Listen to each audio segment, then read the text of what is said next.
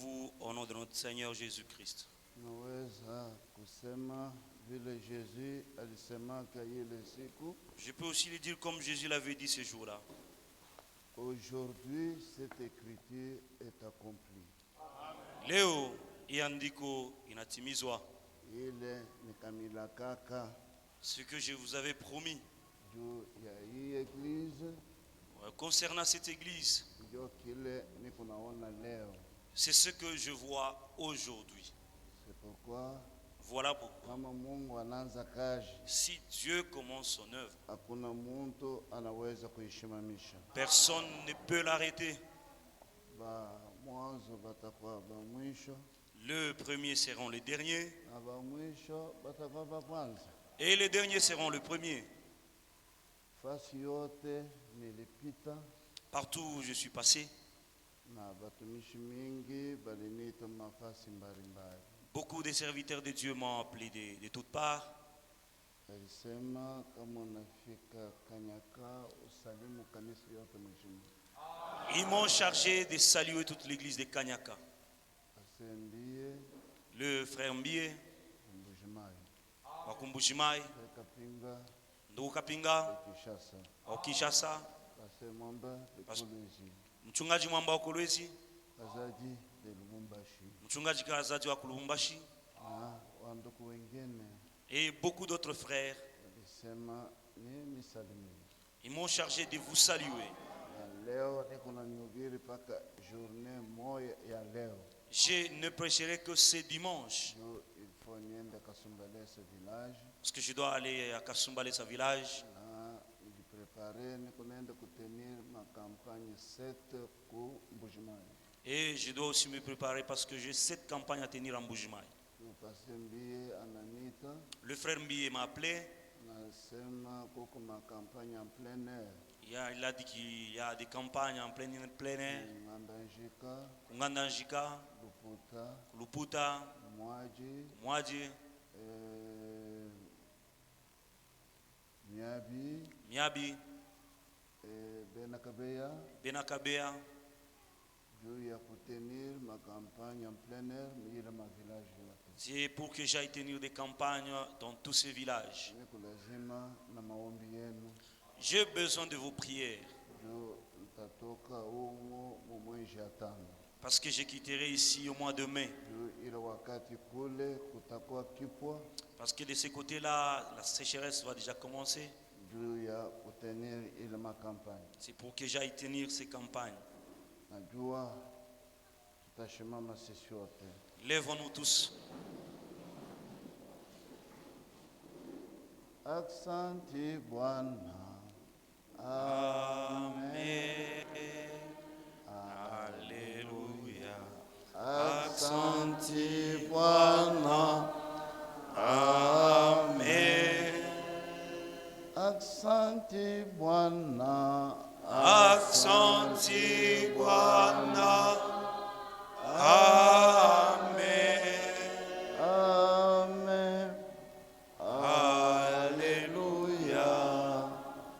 Oh, amen.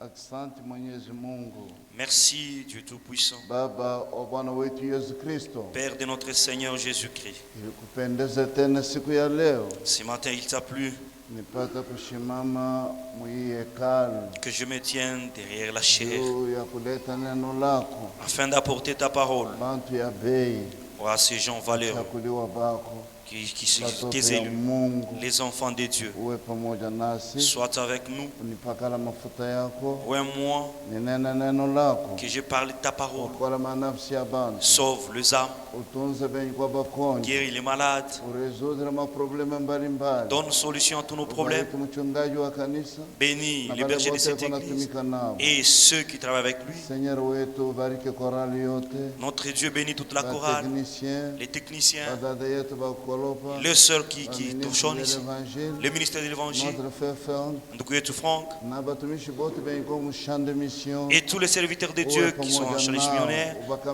soient avec eux, affermis-le, accorde-le la parole, pour que le corps de Jésus-Christ soit édifié. Bénis le village de Kanyaka, ainsi que le chef du village. Bénis notre pays. Donne la paix en pays, pour que l'épouse se prépare. Nous prions au nom de notre Sauveur et Seigneur Jésus-Christ. Amen. Amen. Philippiens chapitre 2. Wa Filipo sura ya pili. Tunaweza kusoma neno la Mungu. Nous pouvons lire la parole de Dieu.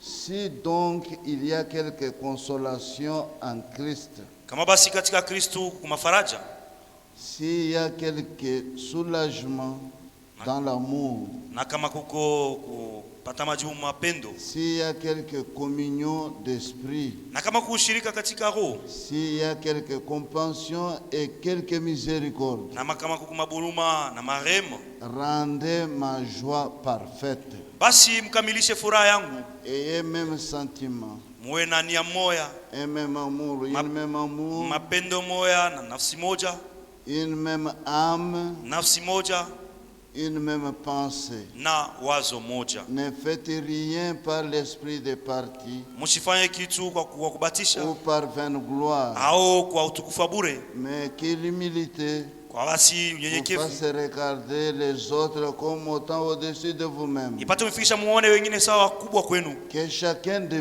vous, Basi kila mmoja wenu au lieu de considérer ses propres intérêts, pale kutafuta mafaida yake, considère aussi ceux des autres. angalie na ile ya wengine.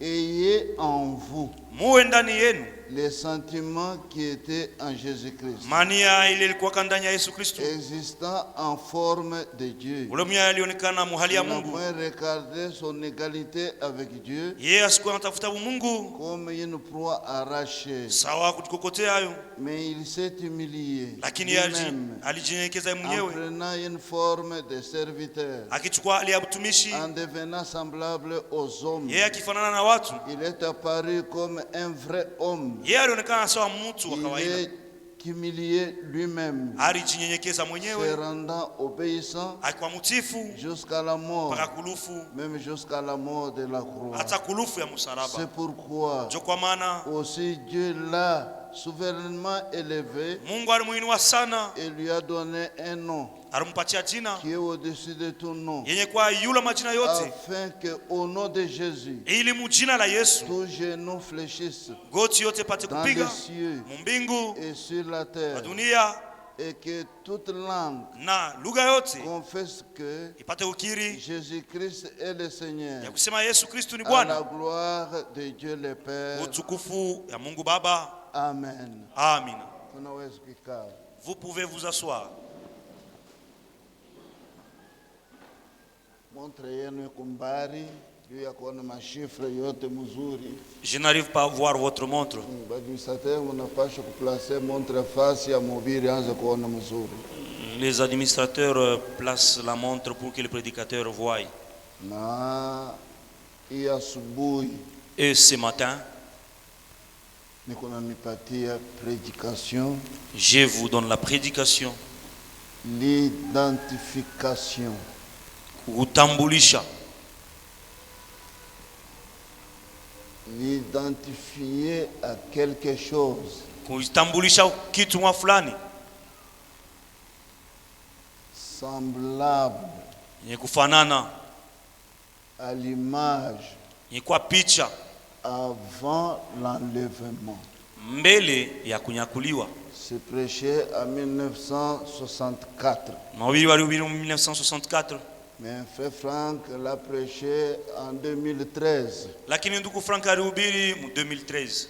J'ai pris tous les deux prédications Nilibeba ile mahubiri yote mbili pour vous prêcher aujourd'hui. ili nimhubiri leo. Unajua ya kusema muko batoto ya Mungu. Vous savez que vous êtes les enfants de Dieu. Iko tofauti na kuwa ba mutabernakli. Et il est différent d'être les gens du tabernacle. Parce que c'est du tabernacle, on l'esprit du tabernacle. Et les enfants de Dieu ont l'esprit de Dieu. Ils ont le caractère de Dieu. Et ils se comportent comme Dieu. Ils vivent comme Dieu. Vous savez que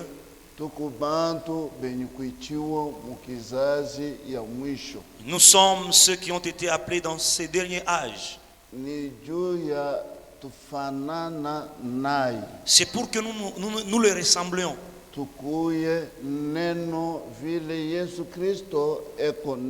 Que nous soyons parole comme Jésus-Christ est la parole. Dans tout notre comportement. Que nous soyons des épîtres écrites. Celles dont tout le monde peut lire. Voilà pourquoi, bien-aimés frères, nous ne venons pas ici perdre le temps. Nous venons pour la préparation. Nous avons quitté les dénominations. Parce que dans les dénominations, Dieu n'y est plus. C'est nous qui avons Dieu. Il est au milieu de nous. Et il est même en nous.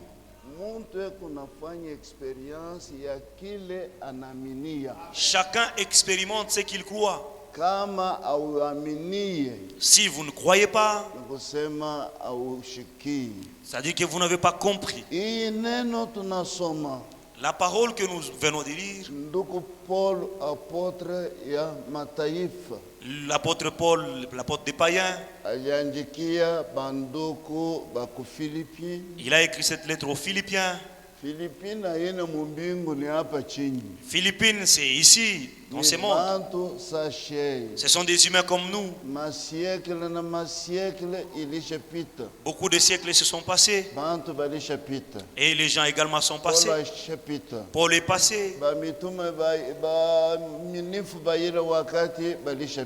Les croyants d'autrefois sont déjà passés. Et cette parole nous est parvenue à nous de Kanyaka. Et cette parole nous est écrite.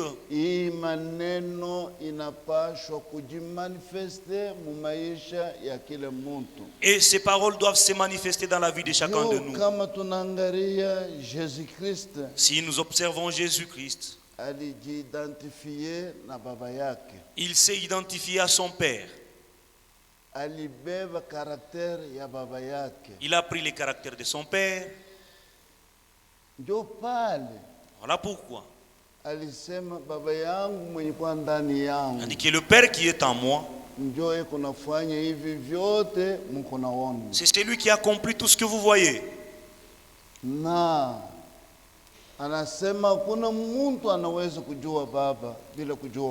Et il dit, personne ne peut connaître le Père si ce n'est le Fils. Et personne ne peut connaître le Fils si ce n'est le Père. C'est seulement à celui dont le Fils veut le révéler. Les affaires de Dieu, c'est la révélation. Tu dois savoir ce que tu es. Voilà pourquoi les pharisiens ont dit, nous ne t'avons pas crucifié pour les bonnes choses que tu as accomplies. Tu as guéri les gens au milieu de nous. Tu as nourri les gens au milieu de nous. C'est parce que toi, homme, tu t'es fait Dieu. C'est la raison pour laquelle nous te crucifions. Et le monde va vous haïr. Quand vous direz que nous sommes enfants de Dieu. Amen. Amen. C'est la bataille ou le conflit que nous avons. Lorsque nous disons que nous sommes l'église de Dieu, c'est nous qui sommes le peuple de Dieu. C'est cela même la pierre d'achoppement même pour notre famille. Et même nos voisins sont achoppés. Et si vous vous vantez, nous ne nous vantons pas. Nous vivons ce que nous sommes. Voilà pourquoi. Lorsque nous voyons kutambulishwa, Moïse a dit à Israël, Mungu atamitumie prophète mwenye kufanana na mimi. Dieu vous envoûtera un prophète comme moi. Vous allez l'écouter. Nous ne venons pas pour que nous puissions ressembler aux pasteurs ou ressembler aux frères ou ressembler à certaines sœurs. Non. Apana. Nous venons pour ressembler à Jésus-Christ. Et si nous lui ressemblons, nous aurons ses caractères. Regardez Jésus-Christ. On lui a apporté cette femme, celle qui a été attrapée en flagrant délit d'adultère. Les gens ont dit selon la loi de Moïse,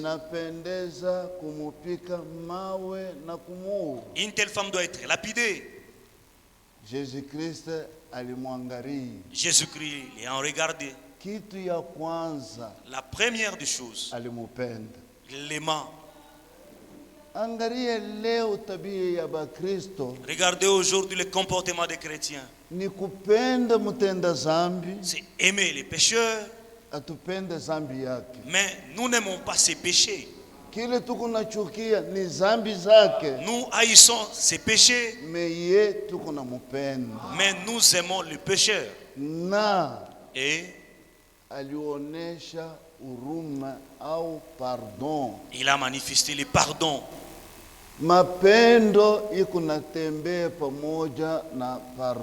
L'amour est accompagné du pardon.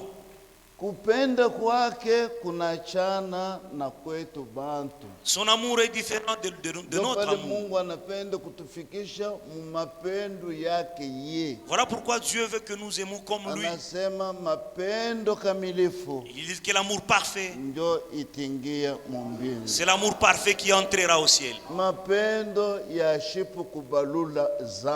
L'amour qui couvre la multitude de fautes. Tous nos carnets que nous avons dans nos maisons, où nous avons écrit telle année, tel mois, tel jour, tu m'avais offensé. Lakini Yesu Kristo lui, lorsqu'il est né et lorsqu'il est venu dans ce monde, c'est pour le pardon du monde. C'est pour sauver le monde. Et lorsque vous le croyez, les livres où ont été écrits tous tes péchés, l'acte a été déchiré. Et cela a été jeté dans la mer de l'oubli, dans le sang de Jésus-Christ. Sous le sang, nous ne voyons plus le péché de quelqu'un. Sous le sang,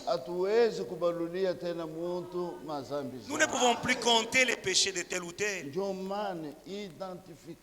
Voilà pourquoi Kitambulisho. Vous savez, aujourd'hui, les gens s'identifient à certains musiciens. Ils s'identifient à certains joueurs. Et ils s'identifient à certaines femmes. Et leurs noms peuvent être écrits dans les journaux. Et ils peuvent même faire la publicité. Mais pour nous, nous n'avons qu'une publicité. publicité d'une seule personne, c'est Jésus-Christ.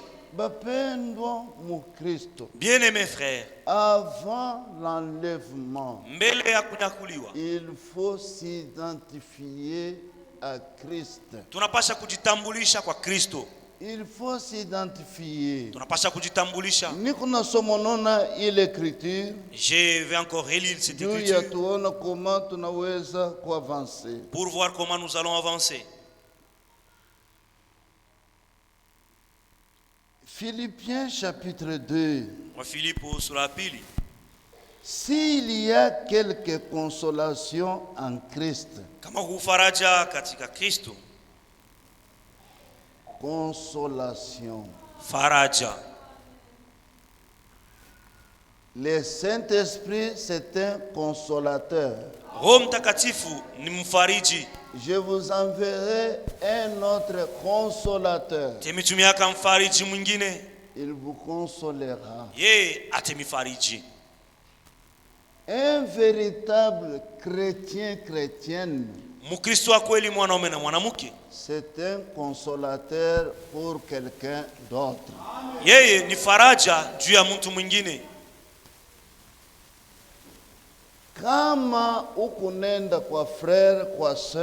Si vous allez visiter un frère ou une sœur qui est éprouvé ou qui est malade, vous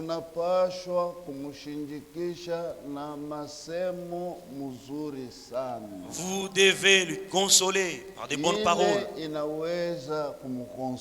Les paroles qui peuvent le consoler. Consolation. Faraja. Arrivée d'un frère, d'un serviteur de Dieu, c'est une consolation. La Bible dit, quand Timothée et Tite sont arrivés, ils nous ont consolés par leurs paroles. Notre consolation n'est pas consolation coutumière. C'est consolation en Christ. Il faut que l'église tout entière soit en Christ. Par le baptême du Saint-Esprit. Au jour de la Pentecôte, tous les 120, ils ont reçu le Saint-Esprit.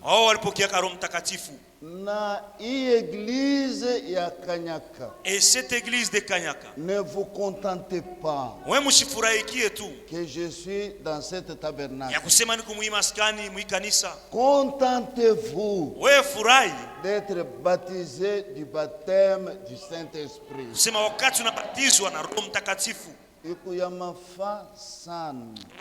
très important. Et même ceux qui me suivent en ligne, partout dans le monde entier, sachez que être semblable à Christ, s'identifier à Christ, c'est par le baptême du Saint-Esprit. Et vous êtes un consolateur. Consolateur des frères et des sœurs. Ce n'est pas un mauvais messager. Ou transmettre les péchés d'autrui. Non et non. C'est pourquoi cette église, il n'a pas parvenir. Cette église doit parvenir à deux choses: l'amour et le pardon. Si vous n'avez pas l'amour et le pardon, vous êtes des bébés. Mais à l'âge où vous êtes, vous êtes déjà des adultes. Vous devez vous identifier.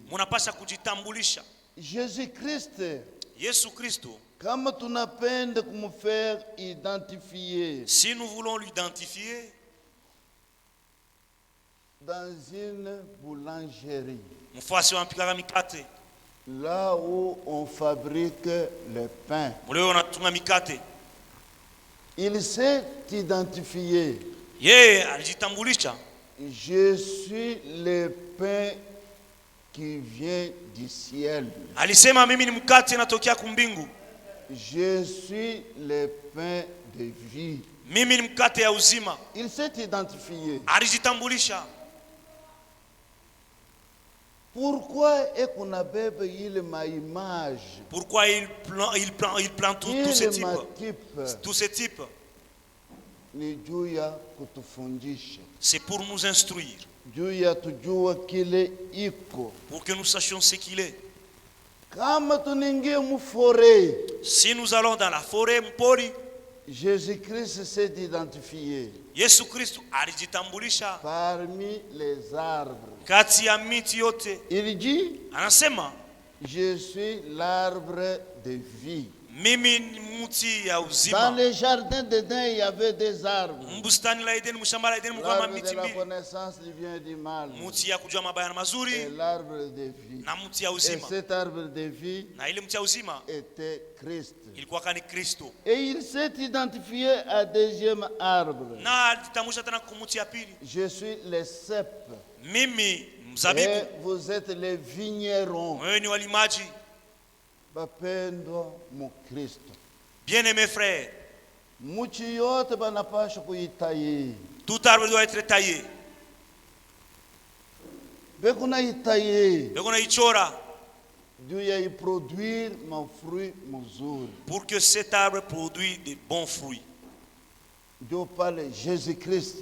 Pourquoi Jésus-Christ? L'arbre de vie. Il était taillé à Golgotha. On lui a taillé. Quand nous les regardons, parmi les fleurs, il est le fleur de Saron. Il flaire. Ne pousse pas partout. Et ça pousse dans des bouts, matope.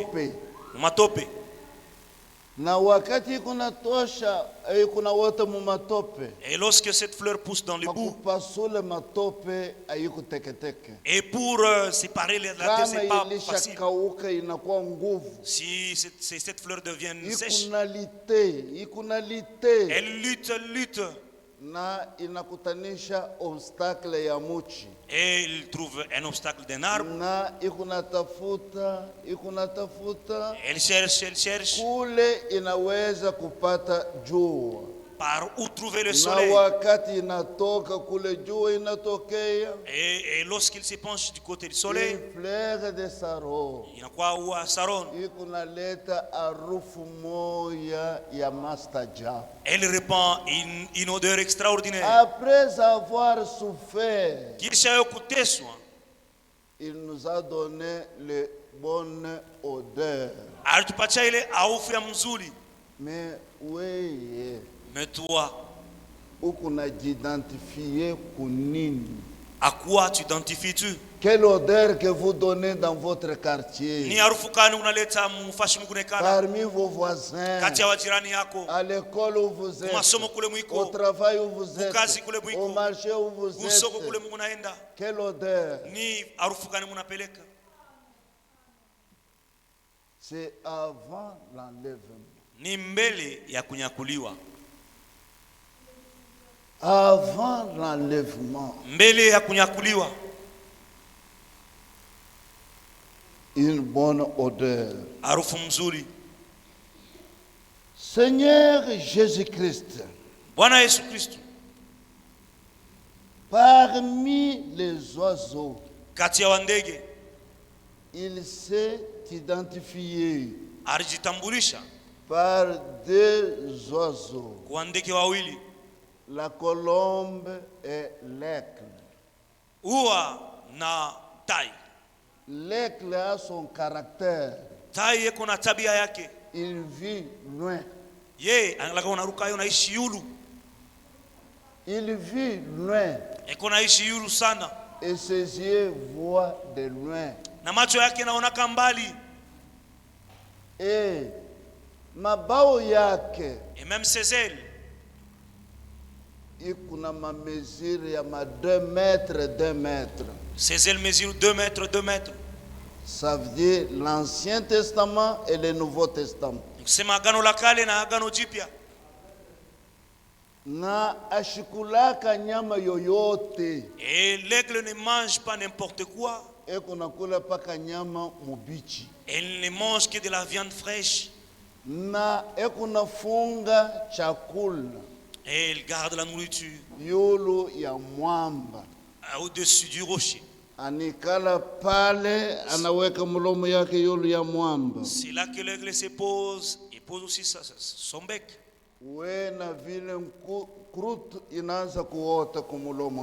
Jusqu'à ce que son bec sera enroué.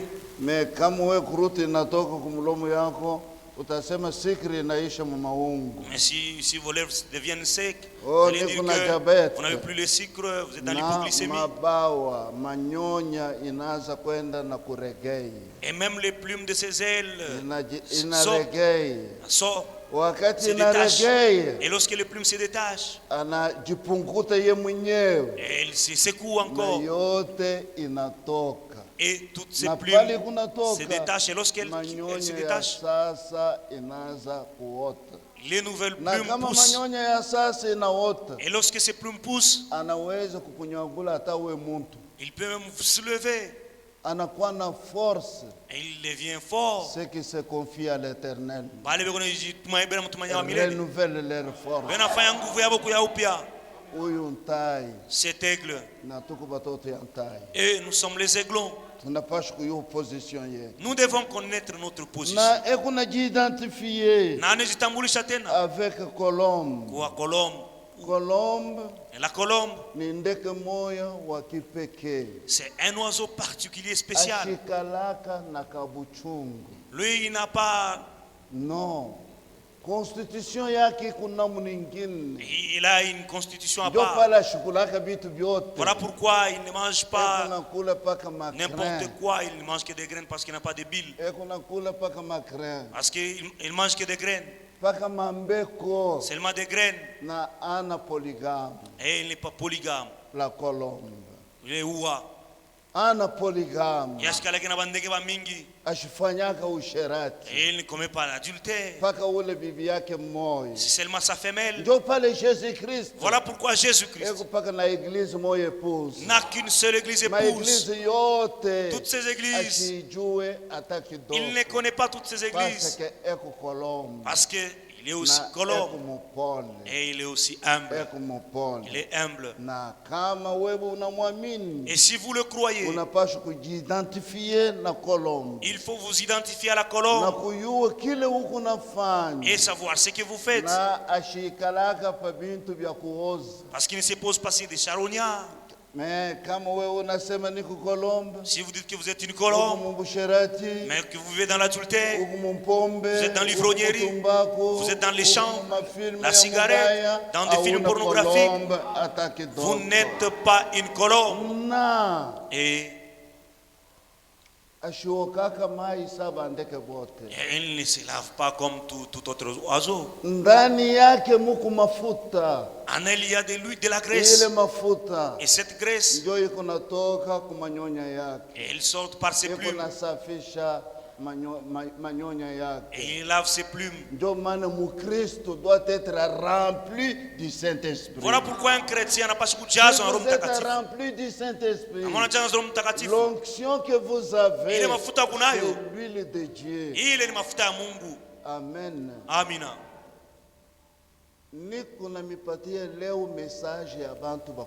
Je vous donne aujourd'hui un message des hommes faits. Parce que l'enlèvement inakaribia. Kurudia kwa Yesu kunakaribia. Pour que vous vous examiniez vous-même. Pour savoir si vous vous êtes déjà identifié mbele ya kunyakuliwa. Jésus-Christ. Yesu Kristo.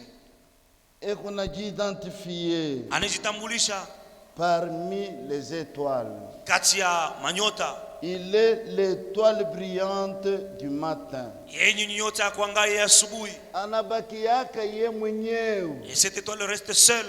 Wakati manyota yote inafifia. Lorsque les autres étoiles disparaissent. Jusqu'au matin. Et l'étoile du matin brille jusqu'au petit matin. Ndio vile mukristo iko. C'est comme ça qu'un chrétien. Vous n'avez pas une vie d'un jour. Vous brillez n'importe quand. Toutes les anciennes plumes se sont déjà détachées. Une femme nouvelle, un homme nouveau. Mes bien-aimés frères, l'enlèvement, ce n'est pas ce que nous disons comme un slogan. Le caractère de Jésus-Christ doit se former dans chacun de nous. Paul dit, ce n'est plus moi qui vis, mais c'est Christ qui vit en moi. Pourriez-vous aussi dire cela? Oui, mon frère, ma soeur. Pourriez-vous aussi vous identifier? Jésus-Christ, parmi les soleils, il s'est identifié comme soleil de justice. Il est juste dans tout ce qu'il fait. Il est juste. Il a demandé aux Juifs, en quoi vous m'accusez? Je suis devant vous. Mais mon frère, tu ne sais pas pourquoi ta femme t'accuse. Vous ne savez pas pourquoi votre mari vous accuse. Vous ne savez pas de quoi vos voisins vous accusent. Lakini Yesu Kristo, soleil de justice, jua ya uwaki, il s'est identifié alijitambulisha à une soleil. Kuile jua. C'est pourquoi cet homme de Jésus que j'aime beaucoup, il s'est identifié parmi les rochers dans les forêts. Il est le rocher des âges. Il ne bouge pas. Là où il est, il est. Des années, il est. Mais oui. Mais vous, c'est vous qui vous absentez à l'église. Tu n'es pas ces rochers. Un peu de problème, vous quittez l'église. Vous n'êtes pas ces rochers. Lui, Jésus, il est le rocher des âges. Depuis qu'il est là, les générations passent. Les générations vont passer. Il est toujours le même. Il est toujours là où il est. Où est mon frère, ma soeur? Comment êtes-vous?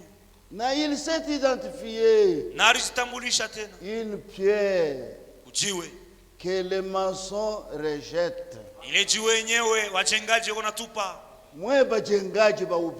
Vous, les serviteurs de Dieu, les bâtisseurs, vous rejetez cette pierre de l'angle. Jésus-Christ. Jésus-Christ. Il n'est pas seulement les pierres qu'on rejette. Il est encore pierre de scandale pour tous ceux qui ne croient pas. C'est votre pierre de scandale.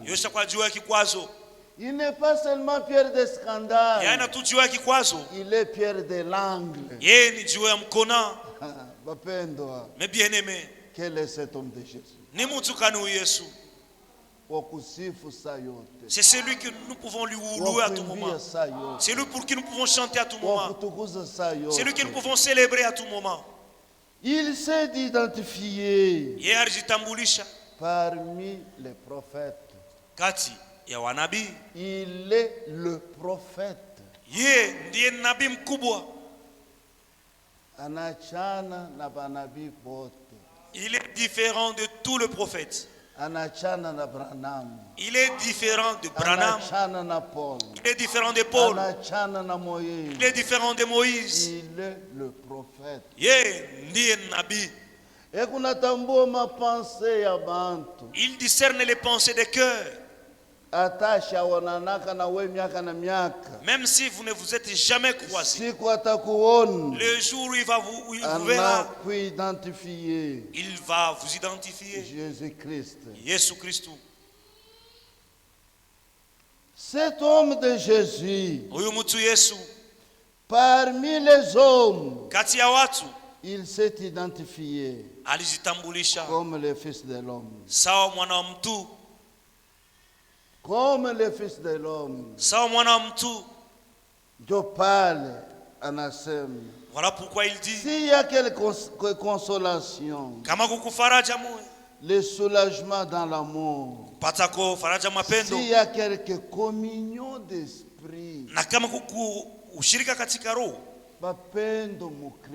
mes bien-aimés frères, ayez toujours communion d'esprit.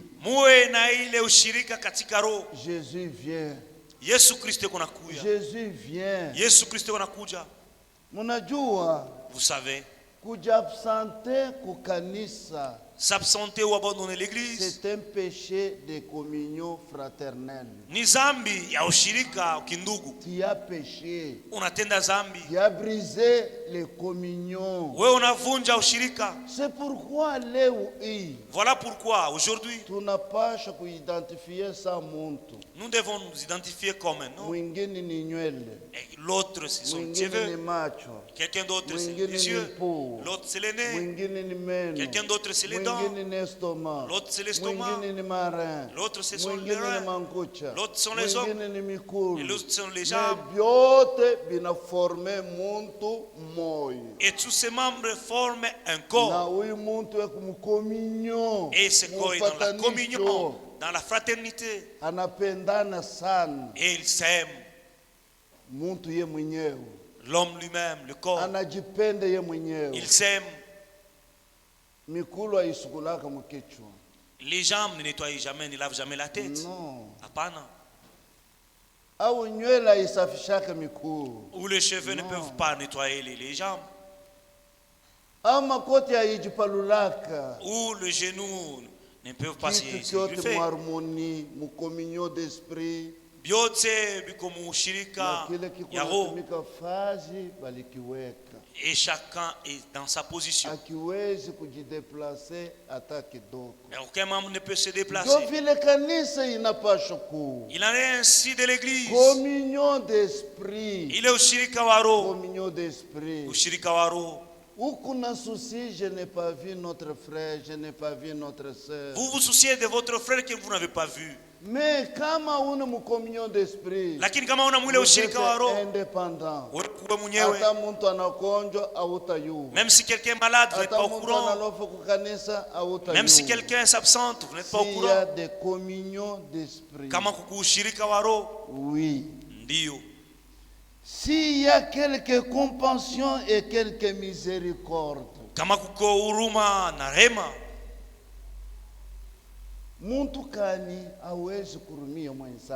Que cette personne qui ne peut pas pardonner son prochain. Tu as eu une personne jusque dans l'hôpital. Jusque dans ta tombe, tu es une personne. Mais ce cadavre, qu'est-ce qu'il t'a fait? Vous n'arrivez même pas au deuil. Nous ne nous verrons plus jamais jusqu'à ma mort. Mais c'est quel genre de chrétien? Quel genre de chrétien? Jésus a dit, si vous vous aimez, le monde saura que vous êtes mes disciples. Si vous vous aimez, le Fils de l'homme parmi les hommes, comme un simple homme, Rendez ma joie parfaite. Basi mkamilishe furaha yangu. Kama muko naishi maisha mzuri, si vous menez une bonne vie, tuko mfuraha. Nous sommes dans la joie. Kama muko natembea vizuri, si vous marchez correctement, tuko mfuraha. Cela réjouit nos cœurs. Mushikie mbele neno la Mungu vile nasema mu Hébreux chapitre 13. Écoutez ce que la parole de Dieu dit dans le livre des Hébreux chapitre 13. Hébreux chapitre 13. Waebrania sura verset 17. Mstari 17. Obéissez à vos conducteurs. Mtii viongozi vyenu.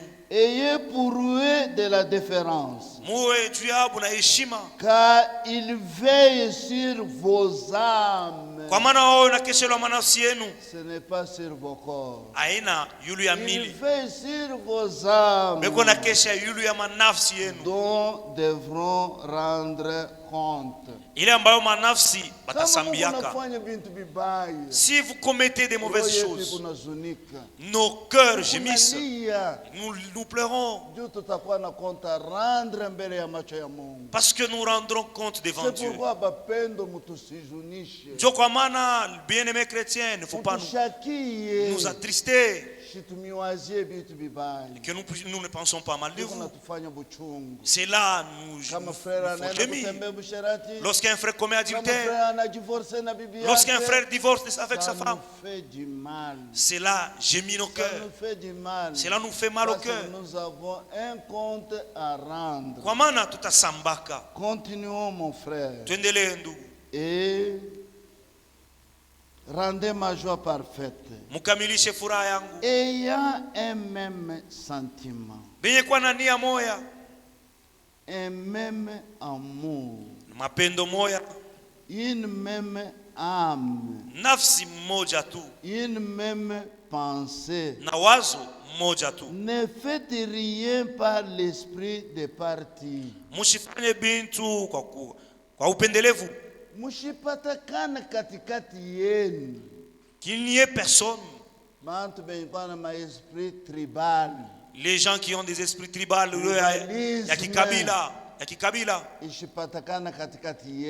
que cet esprit ne soit pas au milieu de vous. Il n'y a rien d'esprit de parti. Ou par vaine gloire.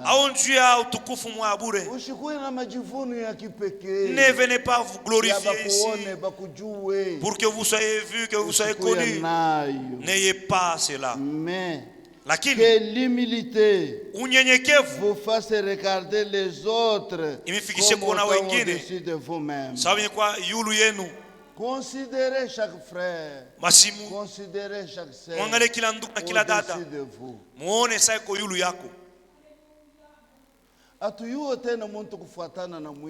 ne connaissons plus personne selon la chair. Même si vous êtes pauvre ou vous êtes riche, venez à l'église. Ne venez pas nus, mais soyez vêtus. Même si vous êtes en lambeau, les habits qui ne coûtent rien, venez, venez.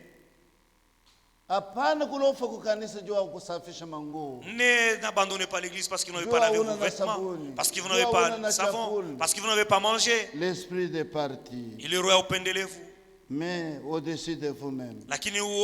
Que chacun de vous, de cette église, au lieu de considérer ses propres intérêts, considère aussi ceux des autres. Oui.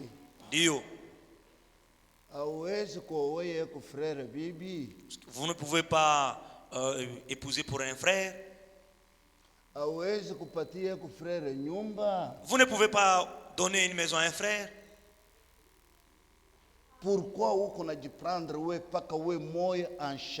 Pourquoi êtes-vous égoïste? Vous ne portez pas les fardeaux les uns les autres. Vous ne donnez même pas un emploi à un frère.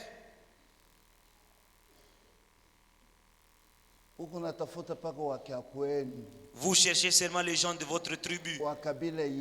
C'est lui de votre tribu. C'est celui à qui tu donnes un travail. C'est celui à qui tu donnes à manger.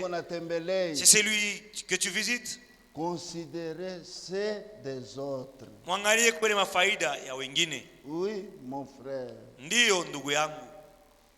Mettez votre don au service des autres. Mais vous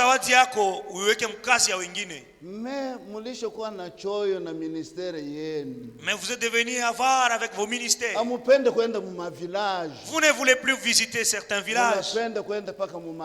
Vous voulez seulement aller dans des grandes villes, dans des villes. Mais les villages environnants, tout autour de vous, qu'est-ce que vous faites? Ne considérez pas votre intérêt personnel. Considérez ceux des autres. J'ai déjà fait un long voyage. De Mbujimai jusqu'à Chimbulu à pied. De Lubumbashi à Sakanya à pied. Pour la prédication de la parole. C'est pourquoi vous voyez Dieu me guérit.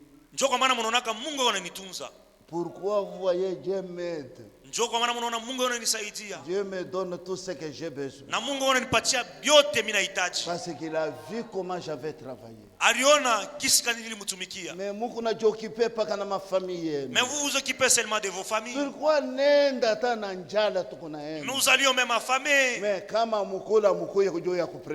si vous ne mangez pas, vous ne pouvez pas prêcher. Si vous n'êtes pas bien en costume, vous ne pouvez pas prêcher. Est-ce que prêcher c'est s'habiller en costume? Non. Considérez les intérêts des autres. Mettez-vous au service des autres. Amen. Amina. Je vous donne une prédication des gens matures. Des hommes faits, nous ne pouvons plus vous cajoler, vous dorloter. Vous voyez comment est votre église. Je ne sais pas si vous êtes à combien. Si quelqu'un pouvait apporter un sac de gravier, et les véhicules peuvent patiner ici. Chacun peut juste amener un sac de gravier. S'il pleuvait, nous n'allons pas. Vous ne pouvez pas plafonner votre église. Qu'est-ce que vous voulez? Vous voulez que qui vienne nous mettre pour vous? Considérez les intérêts de Christ. Les intérêts de Christ.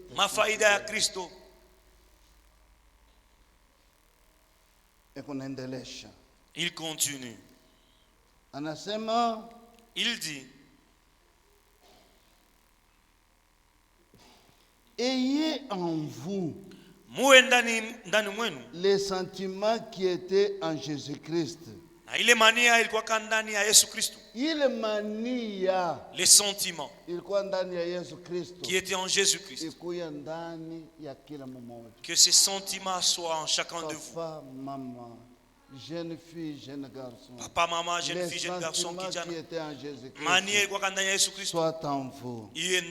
Existant en forme de Dieu, il n'a point regardé son égalité avec Dieu comme une proie arrachée, mais il s'est humilié lui-même. Comment hawezi kujihumilier? Pourquoi vous ne pouvez pas vous humilier? L'orgueil précède la chute. Comment mon frère, ma soeur, vous parlez sans relâche? C'est l'orgueil. Vous n'êtes pas humble. Vous n'êtes pas humble. Mais cet caractère-là doit dominer chacun de nous. L'humilité. L'ignorance n'est pas l'humilité. L'ignorance n'est pas l'humilité. L'humilité c'est autre chose. L'humilité. Il continue. Mais il s'est dépouillé lui-même. Comment hawezi kujikatala we mwenyewe? Pourquoi vous ne pouvez pas vous renoncer? Il s'est humilié lui-même.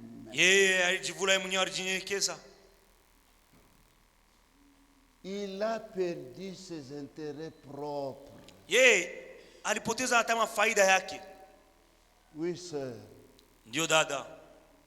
Ukuna majipe 50. Vous avez 50 jupes. Ma blouson 20.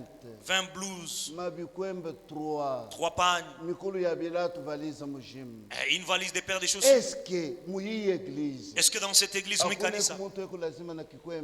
ne voyez pas qu'il y a une sœur qui a besoin d'une paire de chaussures, d'un pagne? Vos yeux ne voient pas? Mon frère. Ndio ndugu yangu. Vous prenez certains habits, certaines choses brûlées. Vous ne pouvez pas mener cela au bureau du diacre et que le diacre distribue cela. Vous ne pouvez pas aller au magasin pour que vous achetez même un ballot de friperie. Je suis allé à Goma. Et lorsqu'il y a eu la pandémie, le frère a apporté à manger les ballons de friperie, des pagnes, la nourriture pour distribuer aux enfants de Dieu. Lakini, vous me direz que nous de Kanyaka nous sommes pauvres? Là vous vous trompez. Vous n'êtes pas pauvre. Parce que cette église reflète la pauvreté. Vous mangez du matin au soir. Vous changez les vêtements chaque semaine. Vos enfants sont à l'université. Il s'est humilié lui-même.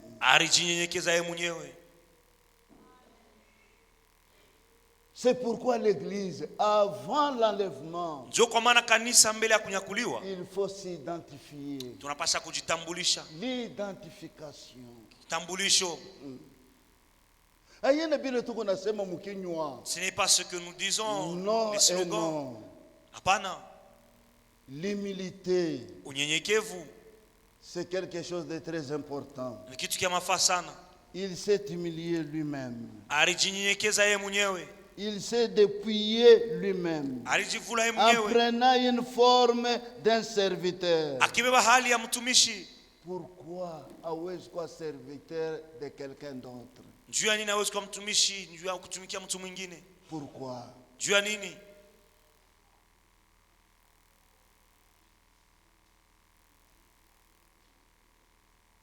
En devenant semblable aux hommes. Akifanana na wanadamu hao watu. Anafanana na watu. En devenant semblable aux hommes. Mungu ni esprit. Dieu est esprit. Esprit haiwezi kutokola. Na roho ne peut pas nous sauver. Esprit haiwezi kumwanga damu. L'esprit ne peut pas verser le sang. Mais alibeba mwili ya bumuntu. Mais il a porté le corps. Juu ya kufanana na bantu. Pour ressembler aux hommes. Pour payer notre dette, le prix, il a versé de son sang. Mais vous, frères, que faites-vous pour votre prochain, pour votre sœur? Semblable aux hommes. Akifanana na watu. C'est pourquoi leo hii, ndio kwa maana aujourd'hui, siwezi kuwa kunyumba paka na batoto yangu bale nilizala mtumbo yangu. Je ne peux pas avoir seulement la maison de ma famille, c'est mes propres enfants. Je dois aussi prendre quelques fardeaux. Je dois aussi aider. Faites du bien à tout le monde. Même à watu wote. Mais surtout à vos frères en Christ. Lakini zaidi kwa ndugu yenu katika imani katika Kristo. Alléluia. Amen. Surtout à vos frères en Christ. Zaidi sana kwa ndugu yenu katika Kristo.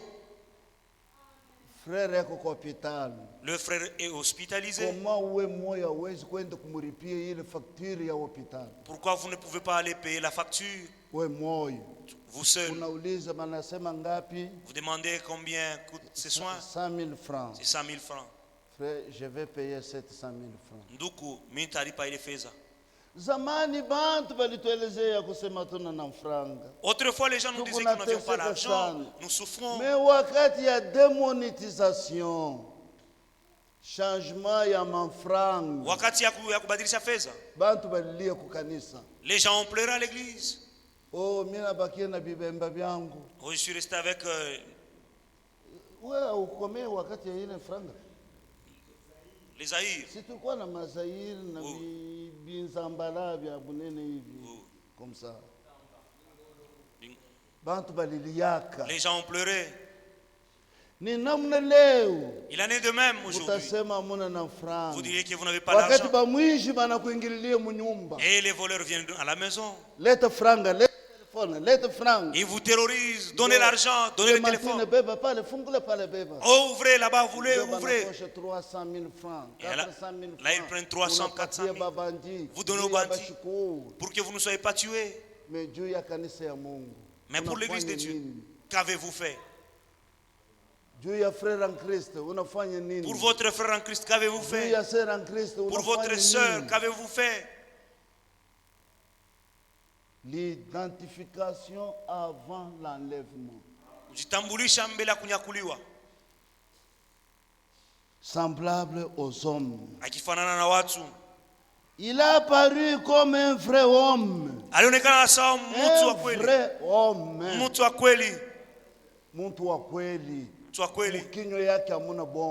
En lui, il n'y a point de mensonge. Il n'y a pas de fraude. Il n'est pas hypocrite. Un vrai homme.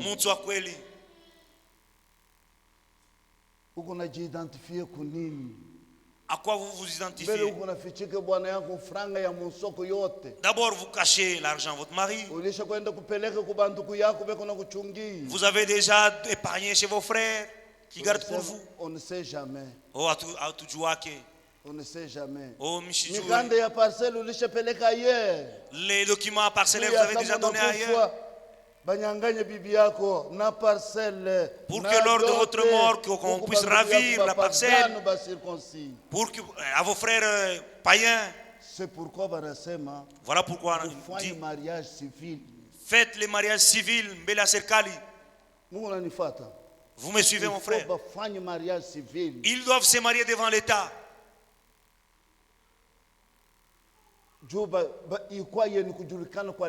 Et que votre mariage soit connu devant l'État. Afin que vos frères ne viennent pas ravir la parcelle et les biens, le vélo à votre femme. C'est vrai. Identification. Identification. Et il s'est humilié lui-même en rendant obéissant, se rendant obéissant. L'obéissance totale à la parole de Dieu nous donne l'accès au baptême du Saint-Esprit. Obéissez à la parole de Dieu. Soumettez-vous à la parole de Dieu. Jésus vient bientôt. Jésus vient bientôt jusqu'à la mort. Même de la mort à la croix. Oui, mon frère. Montez à la croix. Mourrez à la croix. Et vous descendez avec un changement dans votre vie. Personne ne peut passer par la croix et rentrer toujours la même personne. Non. Non. C'est pourquoi mon frère, jeune frère, il ne faut pas détruire la virginité d'une fille d'autrui. Ne détruisez pas la virginité d'une fille d'autrui. Montez à la croix.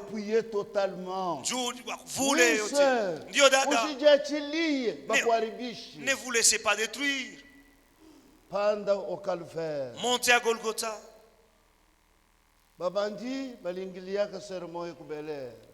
Les bandits ont entré dans une maison d'une sœur au Bel-Air. Elle avait ses filles. Ils ont dit que nous allons te violer. La sœur a dit, au lieu de voir ma nudité, c'est mieux que vous me tuez. Tuez-moi. Un bandit a chargé l'arme. Il a essayé de tirer. Au lieu que la balle touche la sœur, la balle est allée vers un autre voleur. Le voleur a crié, mais tu m'as tué. Tous ont pris fuite. Et lorsqu'ils sont venus intervenir, ils ont trouvé le sang. En suivant le sang, ils ont trouvé. Et ils l'ont attrapé. Il a cité tous ses coéquipiers. Mais vous, que faites-vous? Lorsque l'Afdel est entré, là à Chimbulu, les militaires Kadogo sont entrés chez un frère. Il était avec sa femme et ses enfants. Ils lui ont ordonné de coucher avec ses filles. Il a dit, je ne peux jamais faire ça. Ce sont mes filles. Si c'est mourir, je dois mourir. Ils lui ont demandé, vous priez où? Il dit que j'ai prié au tabernacle. Nous vous connaissons votre vie. Et ils ont laissé les frères et ils ont fermé la porte. Mais vous, mon frère, d'abord tu couches avec ta belle-sœur dans ta propre maison. Mais si les bandits venaient, qu'allez-vous faire? Non, mon frère. Identifiez-vous. Identifiez-vous. Un véritable chrétien. Pourquoi nous avons des martyrs chrétiens? Ils ont accepté de mourir pour la parole. Ils n'ont pas nié le nom de Jésus-Christ.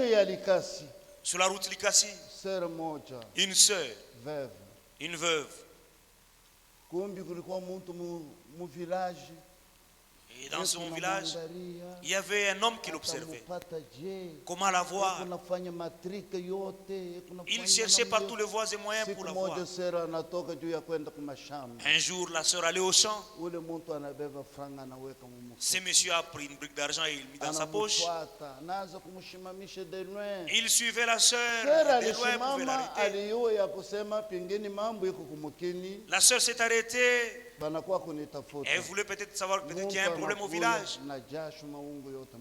Et elle a vu un homme transpirant. Il dit non, je te suis. Je t'aime beaucoup. Je t'ai toujours convoité à la cité. Il mit sa main dans la poche. Et il sortit une brique d'argent. Il dit prends cet argent. Que je couche avec toi. Que je couche avec toi. Ici, il n'y a personne. Il n'y a personne qui nous voit. Le sœur regarda. Soyez sœur. Moué dada. Soyez sœur. Wekuya dada. La sœur l'a regardé. Il a dit. Ici en brousse. Même s'il n'y a personne qui nous voit. Il y a un œil qui nous surveille. Je vais où est-ce que je vais me cacher? Que toi et ton argent que vous périssiez. Ndugu, le monsieur est tombé et il sortait et la salive. La sœur est partie. Et lorsqu'elle partait, elle a entendu une voix dans son cœur qui lui dit non, retourne, va les réveiller. La sœur est rentrée. Samujina la Yesu Christ, réveille-toi, prends ton argent, va à la maison. Et ce monsieur, c'est quoi? Il a pris son argent et il rentra au village. Mais là où vous allez acheter la braise, vous, au champ où vous allez, là où vous allez acheter du poisson, vous vous identifiez à qui? Quelle est votre vie?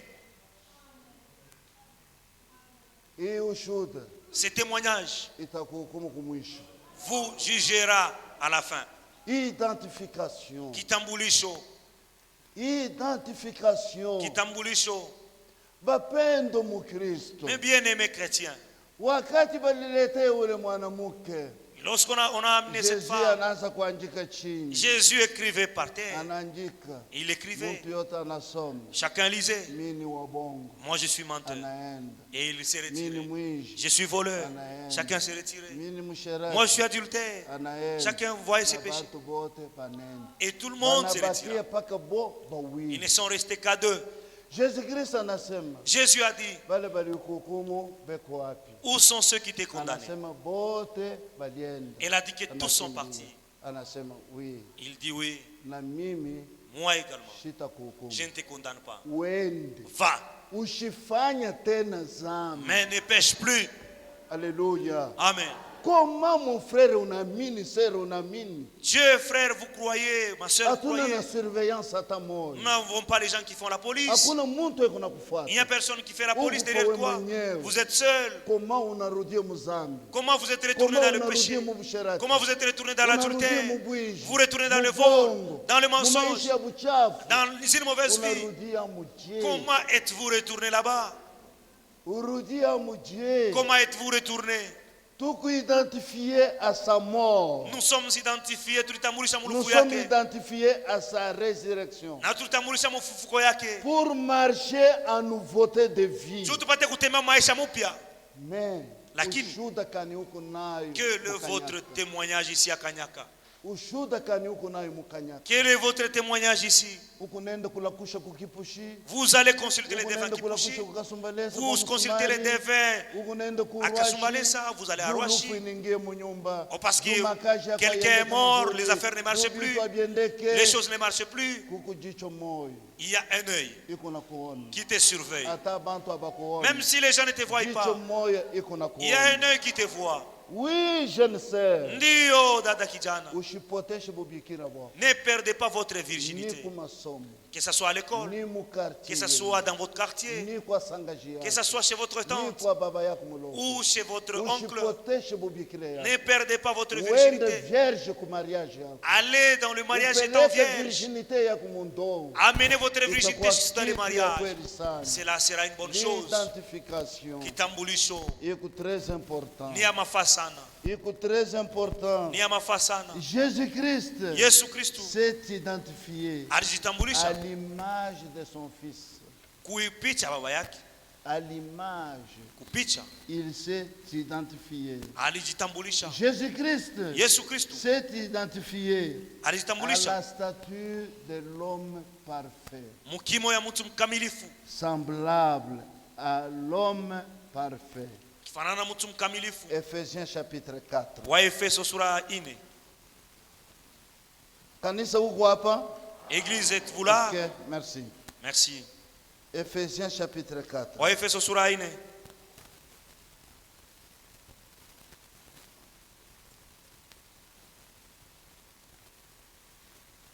Quand j'étais enfant, je parlais comme un enfant.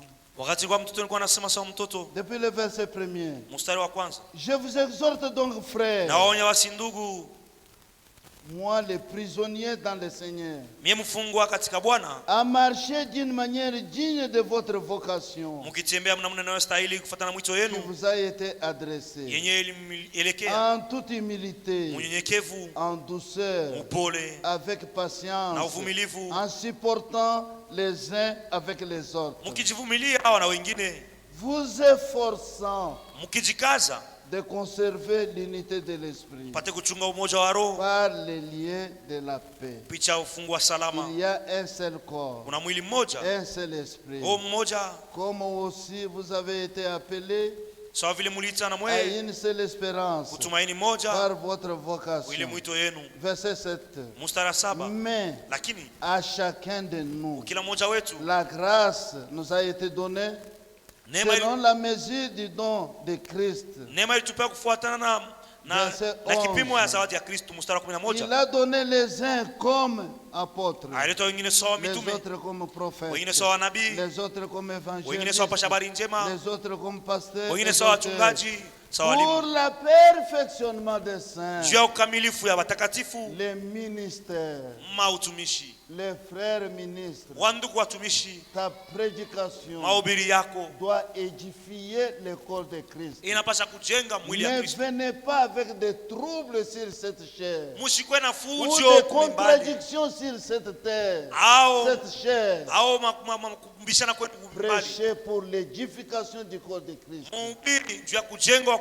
à l'identification avant l'enlèvement, jusqu'à nous soyons tous parvenus à l'unité de la foi, de la connaissance du Fils de Dieu, à l'état d'homme fait, à la mesure de la stature parfaite de Christ.